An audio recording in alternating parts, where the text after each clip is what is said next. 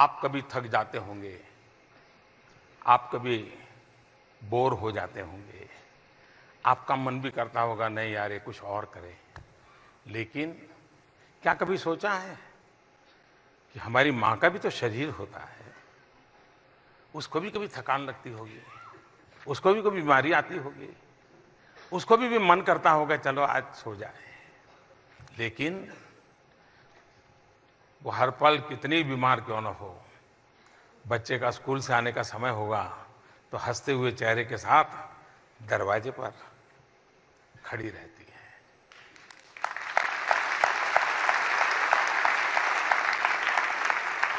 अगर उसको कोई सवाल पूछे कि मां तेरे में ये ऊर्जा कहां से आती है, तुम दिन में 24 घंटे 8 घंटे किचन में खड़ी रहती हो, इधर दौड़ती हो, टेलीफोन आया तो उसको उठा लेती हो, घर की घंटी बजी तो दौड़ जाती हो, मेहमान आया तो पानी पिला लेती हो, काम वाली नहीं आई तो उसको बुलाने के लिए कोई व्यवस्था करती हो, नहीं इतनी सारी चीजें कैसे करती हो? क्यों? परिवार मेरा है, सदस्य मेरे हैं। मां के मन में भाव होता है मैं नहीं करूं तो कौन करे। जब ये भाव पैदा हो जाता है अपनेपन का, तो फिर ऊर्जा अपने आप आती है, थकान कभी घर का दरवाजा नहीं देखती है। मेरे लिए भी 125 करोड़ देशवासी मेरा परिवार है, और 125 करोड़ देशवासी मेरे परिवार है, तो मैं थकान महसूस नहीं करता हूं। हर पल मैं सोता हूं, रात को जब बिस्तर पे जाता हूं तो सुबह का सोच करके जाता हूं, दिन भर कितना किया नहीं किया बात की बात है, कल सुबह नए उत्साह से निकल पड़ूंगा, ये सोच करके बिस्तर पे जाता हूं और नए उमंग नई ऊर्जा के साथ आता हूं। जहां तक टाइम मैनेजमेंट का सवाल है, आप अगर किसी से समय मांगे और वो ये कहे कि मैं बहुत बिजी हूं, मेरे पास इन दिनों समय नहीं है, तो आप लिख के रखिए वो झूठ बोलता है। मतलब उसको समय का उपयोग आता नहीं है। ऐसा कभी नहीं हो सकता है अगर आप अपने समय के संबंध में जागरूक हो। आप में से बहुत कम लोग होंगे जिन्होंने सचमुच में अपने 24 घंटे की दिनचर्या का एटलीस्ट 1 वीक का एनालिसिस किया होगा। बहुत कम होंगे। आप एक काम कीजिए, बीते हुए एक सप्ताह में आप सुबह से शाम तक अपना याद करके लिखो समय का क्या उपयोग किया, तो आपको ही पता नहीं होगा कि मैंने ये काम क्यों किया यार, मैं तो बेकार में समय बिगाड़ दिया। देखो मैं तो यहां खाली बैठा था, मैं तो ऐसे ही बातें कर रहा था, मैं ऐसी वो चीज को देखा करता था। आप तुरंत सोचेंगे नहीं ये 6 चीजें कम करूं, ये समय निकलेगा, यहां उपयोग करूंगा।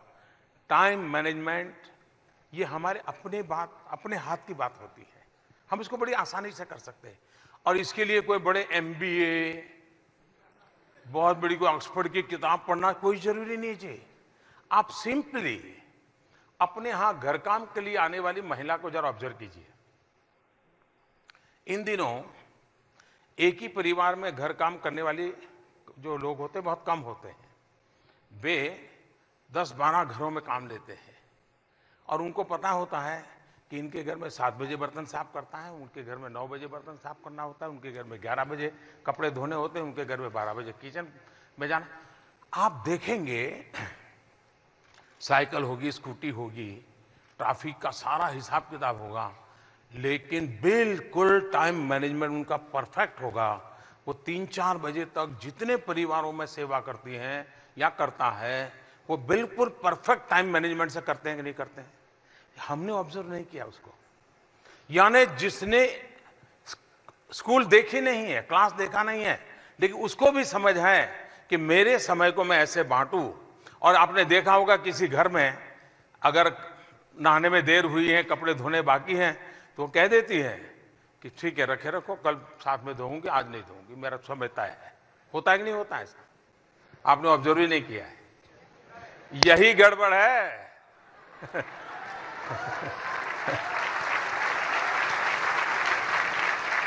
आप ऑब्जर्व कीजिए, जो सफल लोग होते हैं, जो बिल्कुल हंसते खेलते काम कर रहे हैं, उनको समय का कोई दबाव नहीं होता है। कभी ट्रेन दौड़ पकड़ने के लिए भागते नहीं है, कभी इसको लंच बॉक्स कभी भूल जाते हैं, कभी चश्मा भूल जाते हैं, कभी किताब, कुछ नहीं होता है, सब परफेक्ट चलता है। क्यों? उन्होंने अपने समय की कीमत समझी है। Time is money, time is money हम सुनते आए हैं, लेकिन उसी को सबसे ज्यादा बर्बाद करने का हमारा स्वभाव है। हम तय करें, कुछ रह जाए तो रह जाए, समय बर्बाद नहीं होने दूंगा। उसी समय में से 24 घंटे मेरे पास भी है, 24 घंटे आपके पास भी है। ईश्वर ने इसमें सामाजिक न्याय व्यवस्था की हुई है।